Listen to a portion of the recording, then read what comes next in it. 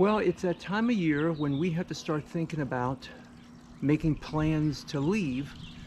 This year we leave June 1st, so we've got a little over a month to plan and to pack. And you might think, well, that's a lot of time. No, it's not. There's so much to do between now and June 1st. And one thing is with this baby right here. This is our 2019 Toyota RAV4. It's got 170,000 miles on it. Last year we put 12,771 miles on it over an 82-day journey. This year it looks like we will probably put more miles on it, as we're going to be going around a lot more than we did last year.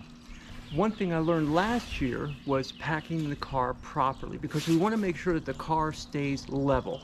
In years past, you sort of nose up a little bit, and that's not good for the car because it takes the front wheels basically off the ground per se, and you don't get good traction. But here, let me explain it to you a little bit better. So here is the back of our car with the seat, the back seat up, and you see I've got lots of room back here. And what we would do in the past is we'd put our luggage back here. Well, luggage with clothes in it is heavy.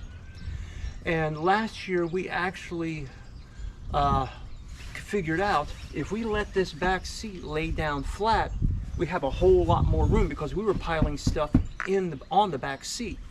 So we let the back seat down and we put a lot of items up in there also.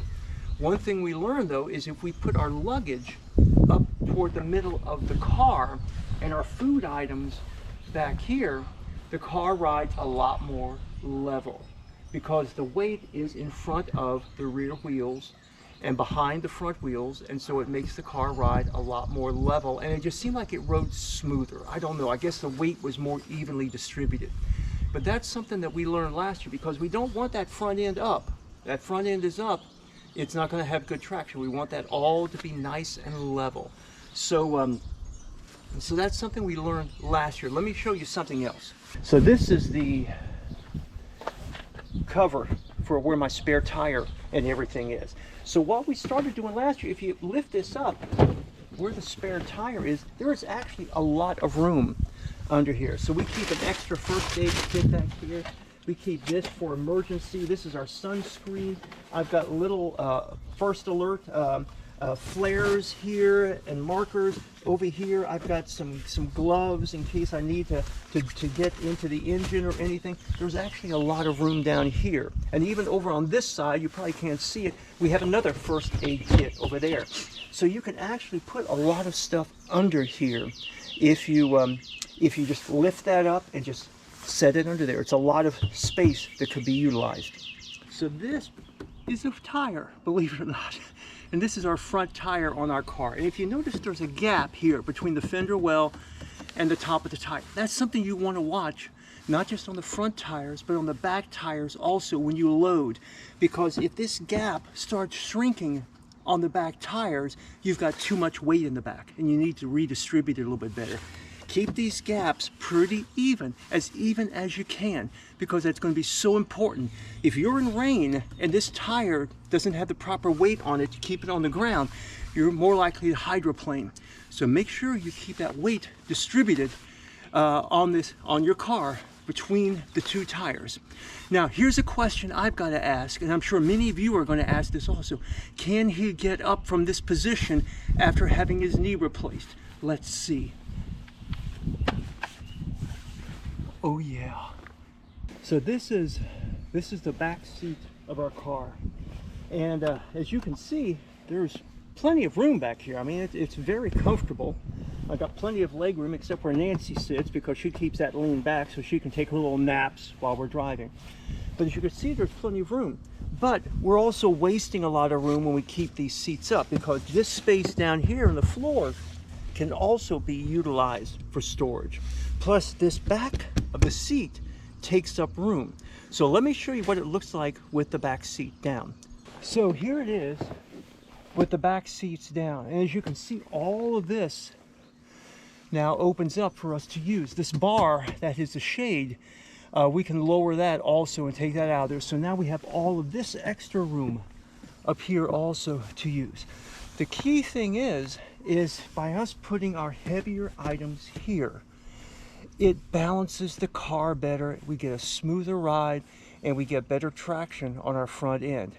And it's much safer. Plus, there's a whole lot more room to store stuff. This year, I know we're going to be taking with us a collapsible wagon because of my knee to help us get things in and out of the different places we're going to be staying. So we're going to need as much space as possible. Plus, I have a new CD out, and I've got to store those somewhere also. So by us having the rear end of the car like this, with this completely open back here, it's almost like having a two-seat station wagon. Now this is from the rear of the car, and you can see all that space that is in there. As a matter of fact, let me angle the camera down just a little bit and let me show you. I took the shade bar down. That comes down, but you see I can climb up in here. Bad knee. Well, not bad anymore, it's getting better. I can climb up in, and you can see now all of a sudden we've got all of this, and my head still isn't to the back seat yet. We've got all of this room right here that we can now utilize, plus all the way up to the ceiling if we want to. But then again, keeping the heaviest stuff up here. So remember, keep that car level. Watch the gaps between the top of the tire and the wheel wells. Keep most of the weight in the middle, and you'll have a much smoother ride, and you'll have a much safer ride because you'll keep that important front end of the car, the steering part of it, in better contact with the pavement. Now, last year I drove 12,771 miles. We were 82 days on the road. This year we're probably going to drive more miles, but we're going to be driving shorter hours. Okay, now how does that work? It works like this. In years past, I could drive 3.5 hours non-stop. This year, that ain't going to happen. Remember, end of February, I had total knee replacement.